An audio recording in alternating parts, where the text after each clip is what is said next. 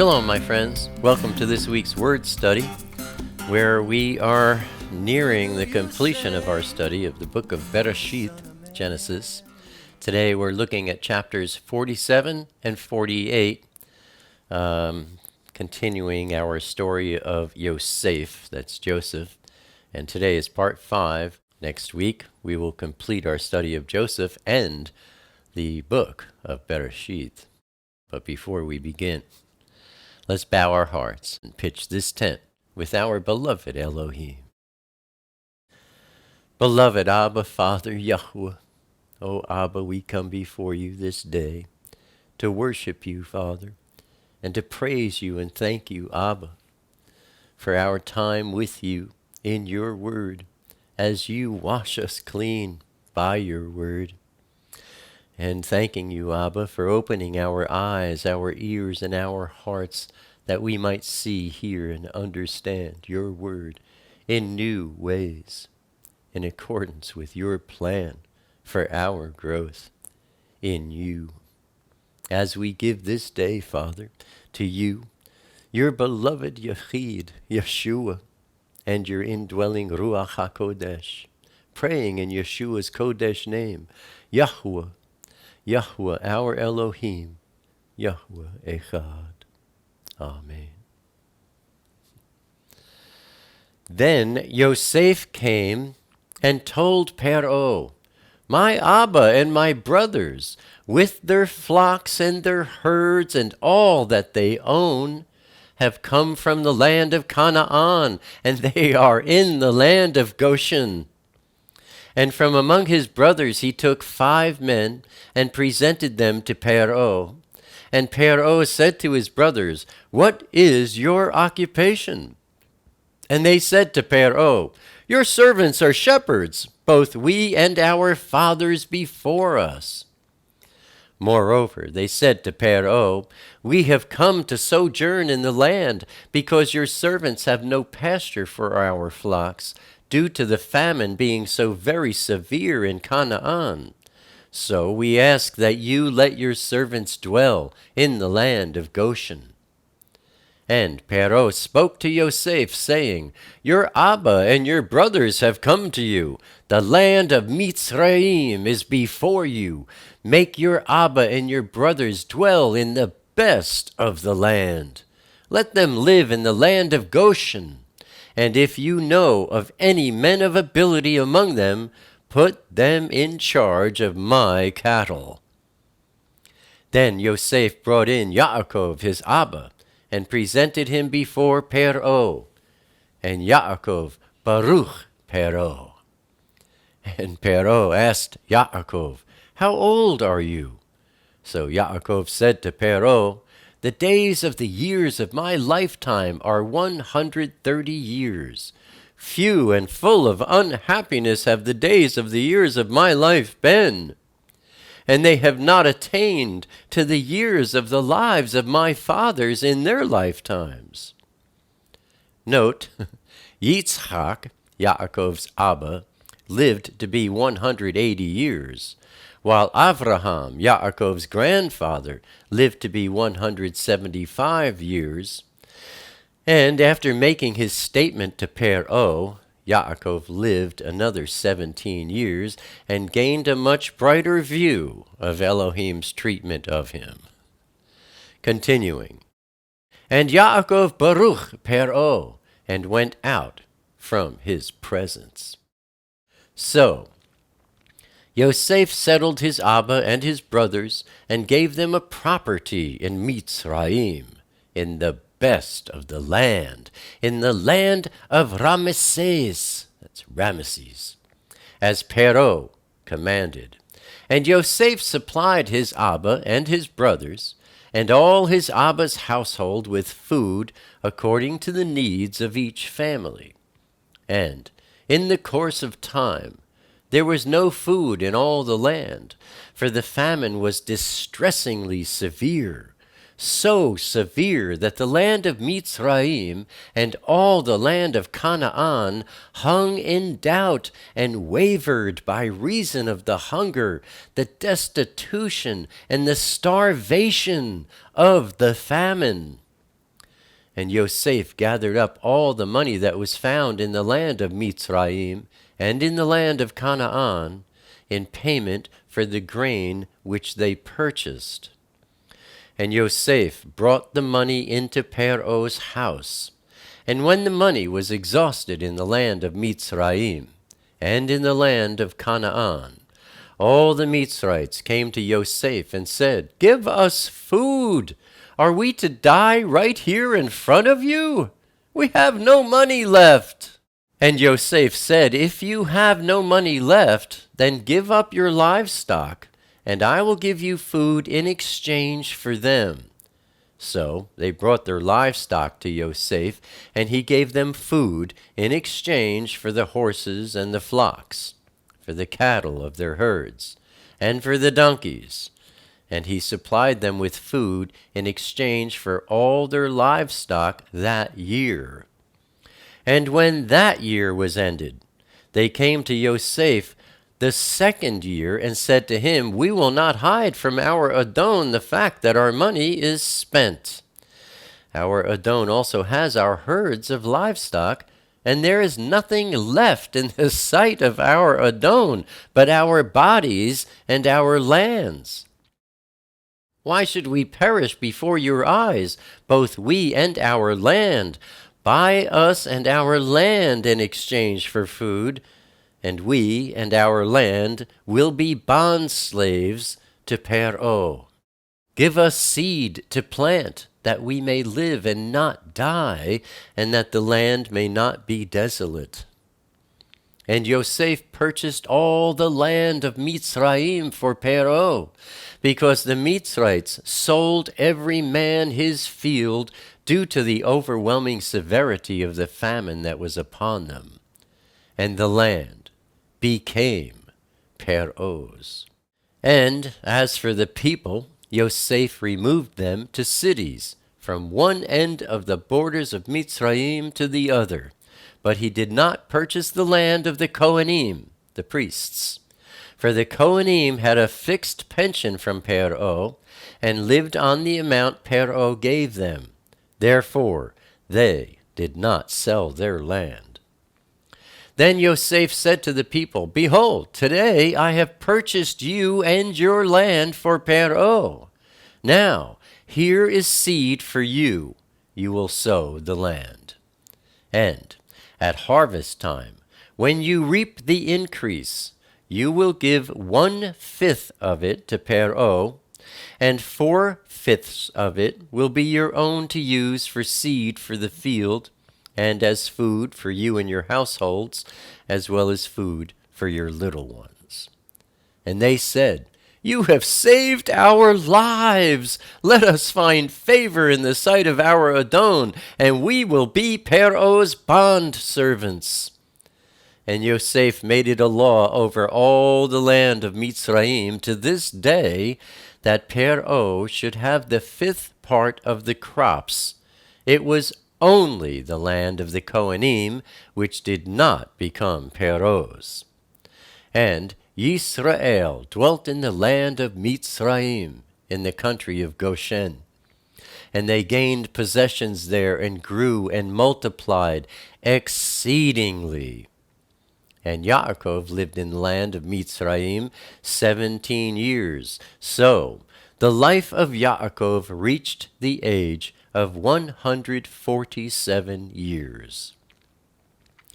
And when the time drew near that Yisrael was to die, he called his son Yosef and said to him, "If now I have found favor in your sight, put your hand under my thigh and promise to deal loyally and faithfully with me. Do not bury me, I beg you, in Mitzrayim." Note, as we noted much earlier in our study of Bereshith, Chavarim, this act of putting one's hand under the thigh of another was a customary way of making a solemn oath. Also, this gesture was a reference to the mark of circumcision, the sign of Elohim's covenant, which is the equivalent today of our laying our hand upon a Bible and swearing. Continuing, Yisrael said to Yosef, "Put your hand under my thigh and promise to deal loyally and faithfully with me. Do not bury me, I beg you, in Mitzrayim. Rather, let me lie down with my fathers. You will carry me out of Mitzrayim and bury me in their burying place." And Yosef said, "I will do as you have commanded." And Yaakov said, "Swear to me that you will do it." So Yosef swore to him, and Yisrael, leaning on the top of his staff, bowed himself down in his bed and worshipped Elohim. Now, sometime after these things occurred, someone told Yosef, "Look, your Abba is not at all well." So Yosef took his two sons, Manasseh, and Ephraim, and went to Goshen. And when Yaakov was told, "Your son Yosef has come to you," Yisrael collected his strength and sat up in his bed. And Yaakov said to Yosef, "El Shaddai appeared to me at Luz," that is, Beit El, Bethel, "in the land of Canaan. And he baruched me, and he said to me, 'Behold, I will make you fruitful and multiply you, and I will make of you a great congregation of people, and I will give this land to your descendants after you as an everlasting possession.'" And Yaakov said to Yosef, "Now your two sons, Ephraim and Manasseh, who were born to you in the land of Mitzrayim before I came to you in Mitzrayim, are mine. I am adopting them just as Reuven and Shimon are mine. Ephraim and Manasseh are mine. Other sons who may be born after them will be yours, and they will be called after the names of these two brothers, and reckoned as belonging to them when they come into their inheritance. As for me, when I came from Padan, Rachel died at my side in the land of Canaan on the way, when yet there was but a little way to come to Ephrath. And I buried her there on the way to Ephrath, that is, Beit Lechem. And when Yisrael saw Yosef's sons, he said, "Who are these?" Note, Yisrael, as we'll see in a moment, was nearly blind at this time, Chavarim. Again, when Yisrael saw Yosef's sons, he said, "Who are these?" And Yosef said to his Abba, "These are my sons, whom Elohim has given me in this place." And Yisrael said, "Bring them to me, I urge you, that I may barach them." And Yisrael's eyes were dim from age, so that he could not see. And Yosef brought his sons near to him. And Yisrael kissed and embraced them both.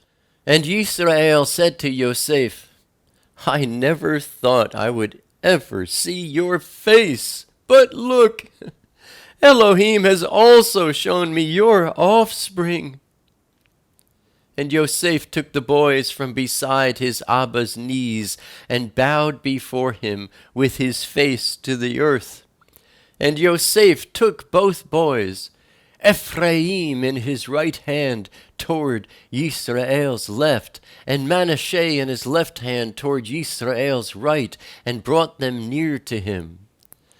And Yisrael reached out his right hand and laid it on the head of Ephraim, who was the younger.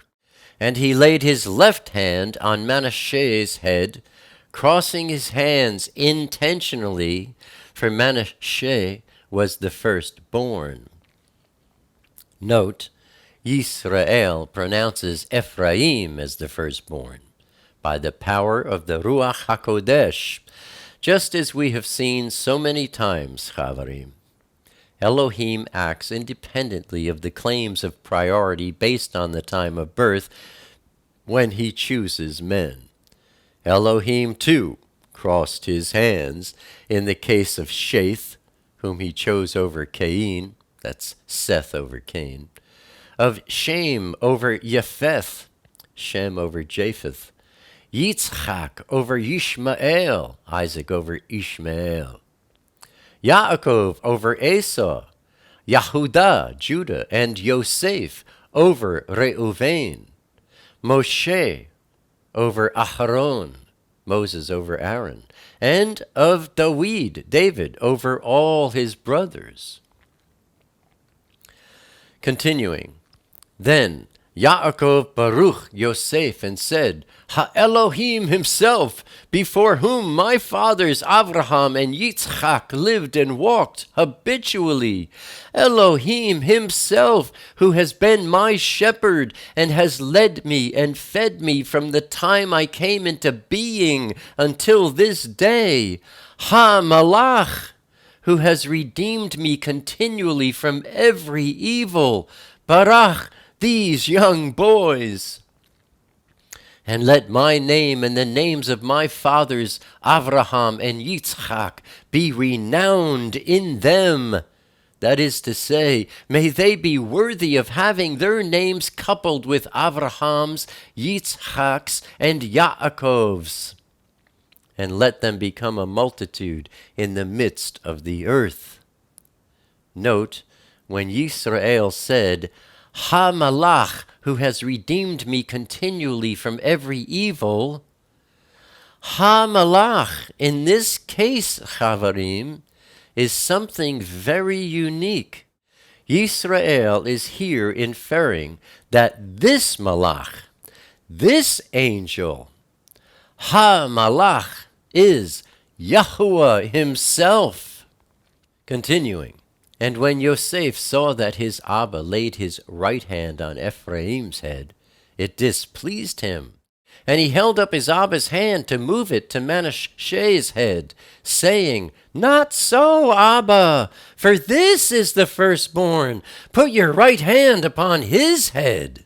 But his Abba refused and said, I know, my son, I know. He too will become a people and will be great. But his younger brother will be greater than he, and his offspring will become a multitude of nations. Note, this prophecy begins to be fulfilled from the days of the judges onward, as the tribe of Ephraim so increased in power and compass that it became the head of the northern 10 tribes, and its name became of like significance with that of Israel. However, at the time of Moshe, Manasseh still outnumbered Ephraim by 20,000, and Joshua, whom Yisrael regarded as their ruler for so very long, was of Ephraim's bloodline. Another thing which increased the tribe's prestige is the fact that the Ark of the Covenant was placed in Shiloh in the territory of Ephraim. And so, it's only too obvious, Chavarim, that only through divine inspiration of the Ruach HaKodesh could Yisrael have ever prophesied Ephraim's supremacy so accurately. Continuing, and he baruched them that day, saying, By you will Yisrael barach one another, saying, May Elohim make you like Ephraim and like Manasseh. And he set Ephraim before Manasseh. And Yisrael said to Yosef, See, I am about to die, but Elohim be with you and bring you again to the land of your fathers. Moreover, I have given to you one portion more, that is 1 shechem, 1 mountain slope more, than any of your brothers, which I took, reclaiming it out of the hand of the Amorites, with my sword and with my bow. Now, one final note before we close with prayer, Chavarim. Last week we saw that it was in Mitzrayim, Egypt, where Elohim birthed the nation of Israel. And if you've been wondering why Israel was birthed in Egypt, I remind you of our study in chapter 15, where Yahweh told Avraham, "Know for sure that your descendants will be strangers living temporarily in a land that is not theirs, a land where they will be enslaved and oppressed for 400 years. But the nation whom your descendants will serve, I am going to judge, and afterward they will come out of that land with great possessions." And he added, "Then in the 4th generation your descendants will return here to Canaan, the land of promise, for the wickedness and guilt of the Amorites is not yet complete."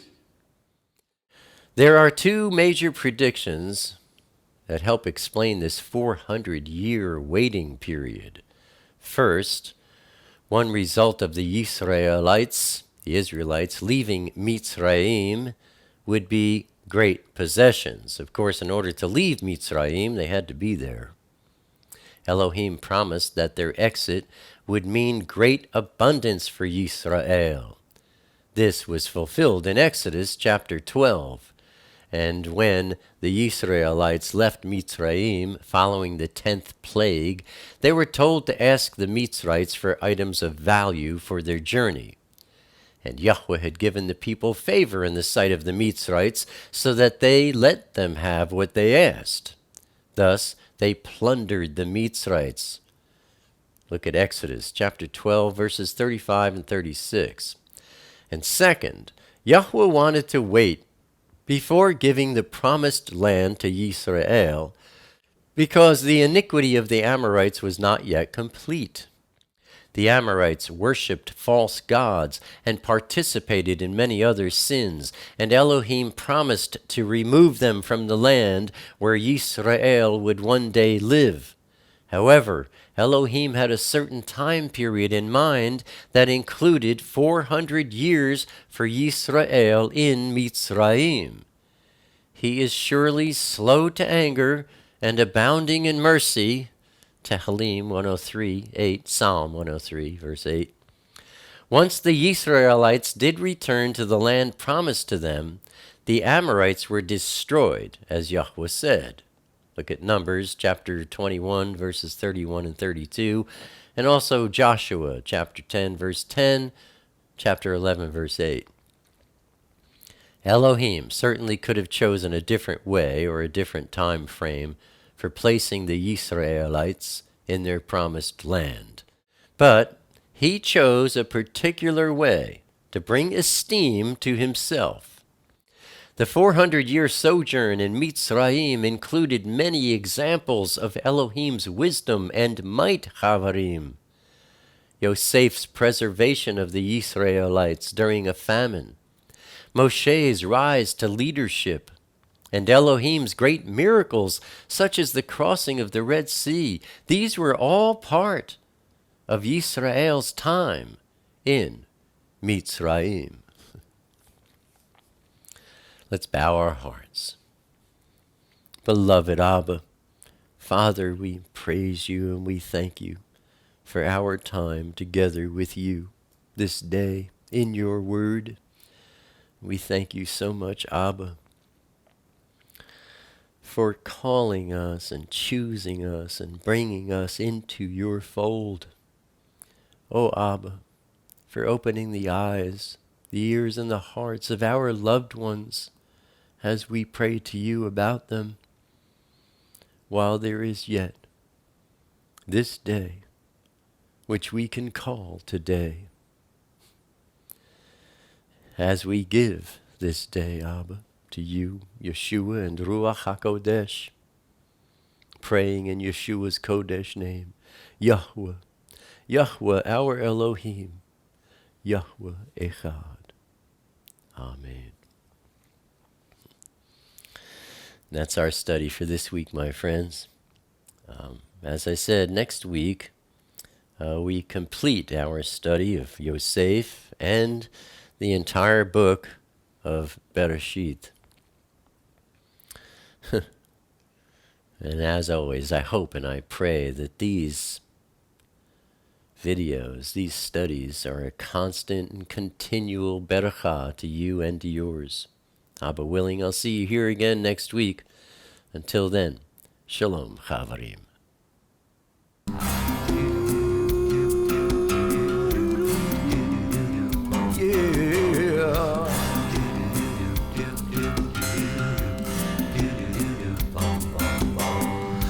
Now 2,000 years have gone by, it's another working day. Some would rather let it lie, but the question still remains.